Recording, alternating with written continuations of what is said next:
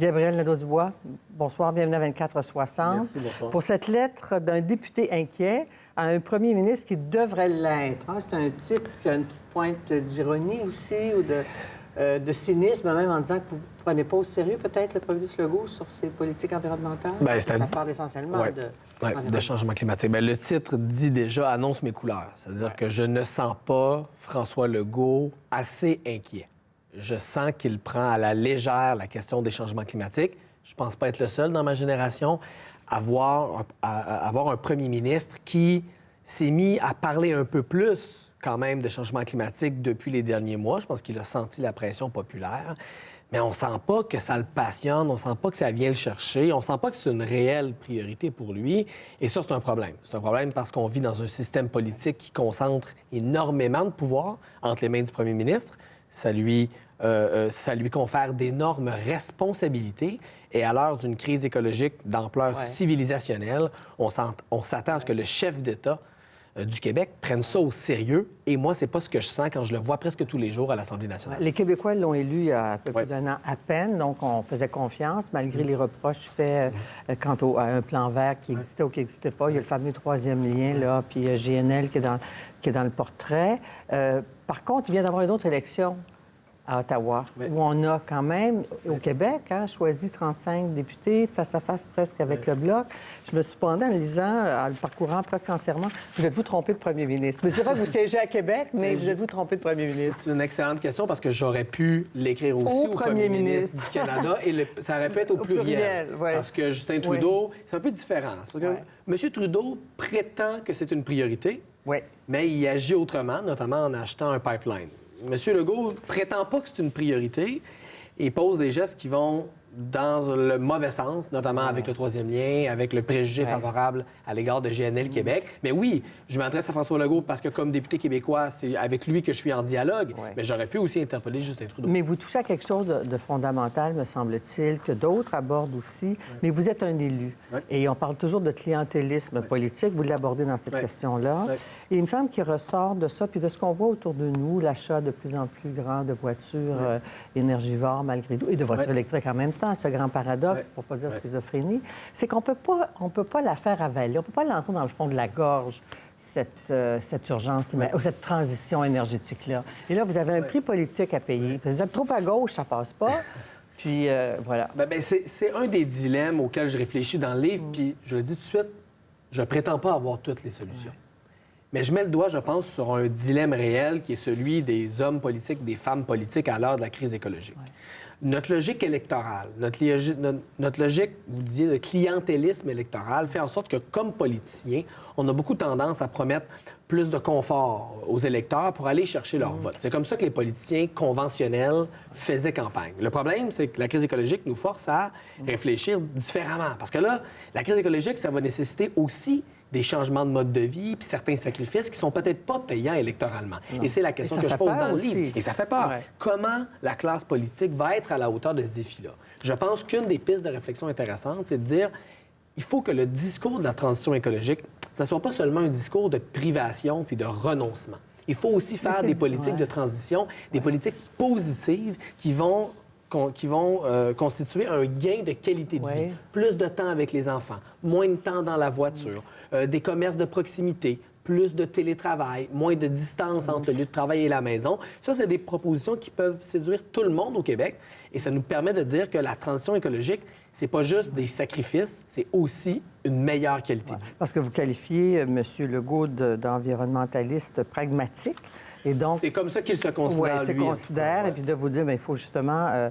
vous le traitez de grippe-sous aussi, puis donc on ne fait pas ce qu'il faut pour les investissements. Mais il y a un exemple très, très concret ces jours-ci. On a nos collègues de Radio-Canada qui diffusent des reportages sur la détresse psychologique. On vend l'idée d'un formidable REM, transport collectif, mais on a des milliers de personnes qui sont en difficulté et en détresse dans la banlieue nord de Montréal, pour parler du sud aussi, qui vont vivre. On ne peut pas dire, bien, les voitures, là, c'est à la casse du jour au lendemain. Non, et c'est pour ça qu'il y a un devoir de faire ces choses-là démocratiquement.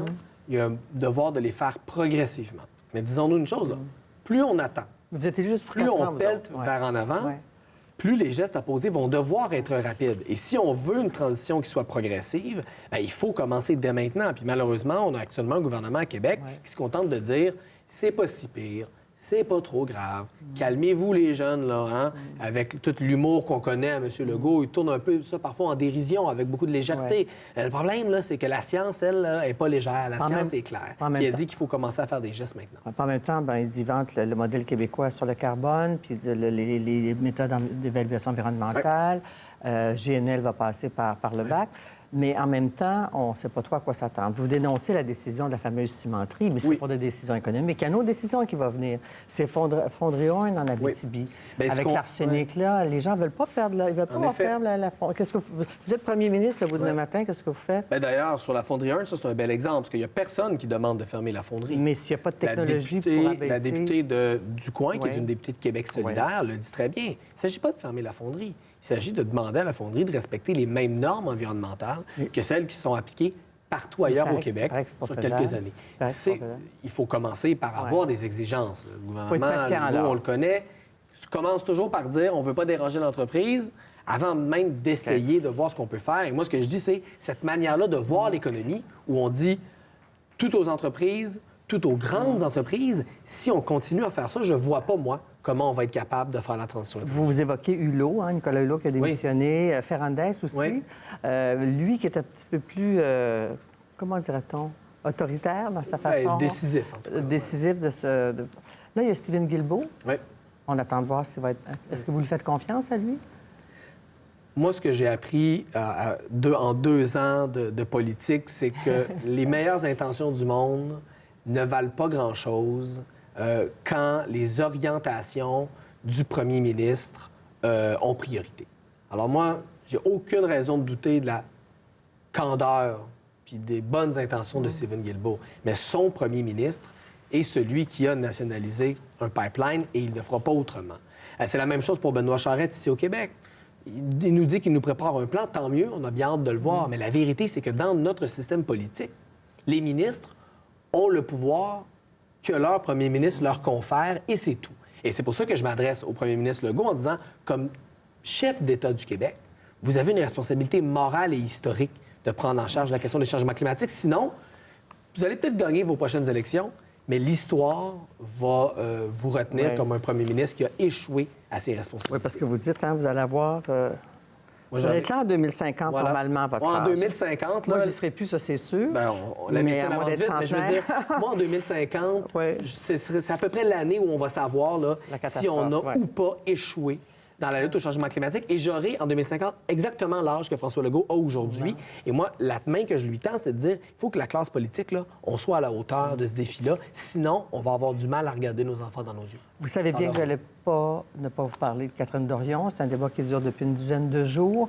Je vais vous faire écouter un court extrait de sa présence à Tout le monde en parle, puis je vais vous faire commenter après.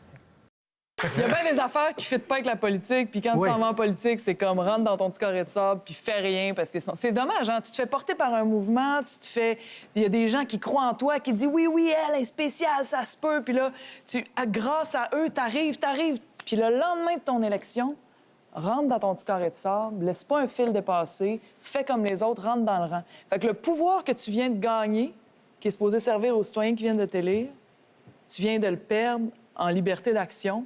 Fait que t'es plus un militant. T'es plus capable de faire avancer tes choses si t'es obligé de rester pogné là-dedans.